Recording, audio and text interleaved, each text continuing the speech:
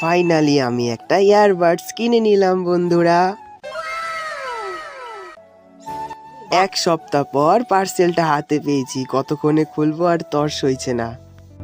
ইয়ারবাডসটার নাম হলো Realme T200 light.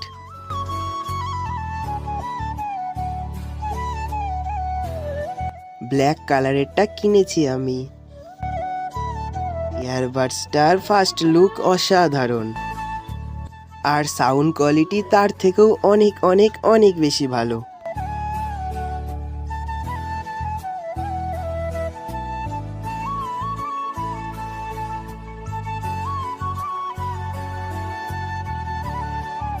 ইয়ারবাডসটা glossy লুকের সাথে পাবে।